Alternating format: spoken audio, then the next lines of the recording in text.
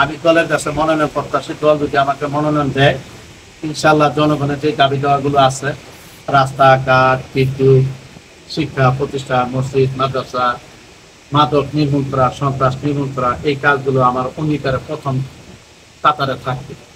আর বাকি যেগুলো আছে ইনশাল্লাহ মানুষের কল্যাণের জন্য, এলাকার উন্নয়নের জন্য যা করা দরকার আমি তাই করব। এবং আমার পরিবর্তে যদি অন্য কাউকে দল দেয়, সেও আমার মতো একই কাজ করবে। দলের সিদ্ধান্ত, চূড়ান্ত সিদ্ধান্ত, দল যাকে মনোনয়ন দেয় আমরা তার পক্ষে কাজ করব। দলের বাইরে আমাদের কোনো কথা।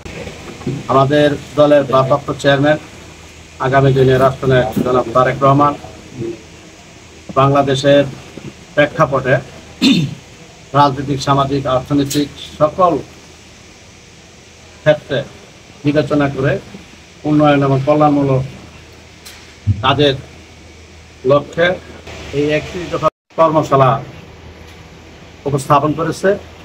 এবং সেটা কেন্দ্র থেকে আমাদের জেলা, মহানগর, থানা, ইউনিয়ন, ওয়ার্ড পর্যন্ত আমরা যারা দায়িত্বে আছি, আমরা সেগুলো জনগণের কাছে, সাধারণ জনগণের কাছে সেগুলো আমরা পৌঁছে দিতেছি। এই 31 দফা কর্মসূচির মধ্যে সকল কিছু বাংলাদেশের স্বাধীনতা, সার্বভৌমত্ব, বেকার, যুবকদের কর্মসংস্থান, ব্যবসা বাণিজ্য, চাকরি, নাগরিকের নিরাপত্তা, সকল কিছু এই জায়গায় পাট প্রত্যেকটা দফায় দফায় উল্লেখ করা আছে। সাথে মত বিনিময় করছে এবং এটাকে জনগণের কাছে, প্রত্যেকের কাছে পৌঁছে দেওয়ার জন্য উনি আমাদের বার্তা দিয়ে দিচ্ছে। আগামীতে কীভাবে দেশ পরিচালনা হবে, সবার আগে বাংলাদেশ, তারেক রহমান স্লোগান, সেটা এখানে উল্লেখ করা আছে। আর আরেকটা বিষয় আপনারা জানতে চাইছেন যে গাজীপুর মহানগরের আরেকটি নতুন সংসদীয় আসন সৃষ্টি হয়েছে এবং এই আসনটা আসলে কোনো দলীয় সরকারের অধীনে হয়নি। এটা হচ্ছে অন্তর্বর্তীকালীন সরকার, এটা কোনো রাজনৈতিক বিবেচনা হয়নি। এই আসনটা হচ্ছে ভোটারের সংখ্যা ভিত্তিতে এবং ভৌগোলিক সীমারেখা এবং গুরুত্বর দিক থেকে।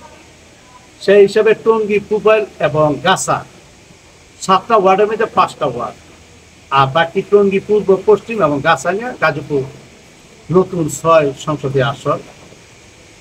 এবং আমাদের টঙ্গী পূর্ব পশ্চিমে প্রায় 5 লক্ষের উপরে ভোটার, গাছায় প্রায় 1,80,000 না 82,000 ভোটার, আর পুবাইলে আছে প্রায় 50,000। টঙ্গীতে প্রায় 10 লক্ষ লোকের, 12 লক্ষ লোকের বসবাস। সেই দিক থেকে বিবেচনা করলে যে টঙ্গীর এই পুবাইল এবং গাছা যে নাগরিক সুযোগ সুবিধাটা ছিল, আসন বড় থাকায় এই নাগরিক সুযোগ সুবিধা থেকে আমরা অনেকে এই টঙ্গী, পুবাইল, গাছার মানুষ বঞ্চিত ছিলাম। এখন যেহেতু আসন ছোট হয়েছে, এখন মনে করি বাংলাদেশ জাতীয় দলের প্রার্থী, ধানের শীষের প্রার্থী যাকে দেওয়া হোক, ইনশাল্লাহ সে বিজয়ী হবে এবং আমাদের দল ইনশাল্লাহ সরকার ক্ষমতায় আসবে এবং এলাকার জনগণের, নাগরিকদের যেসব সুযোগ সুবিধা আছে এইগুলো তারা করবে, আমরা সে বিশ্বাস করি।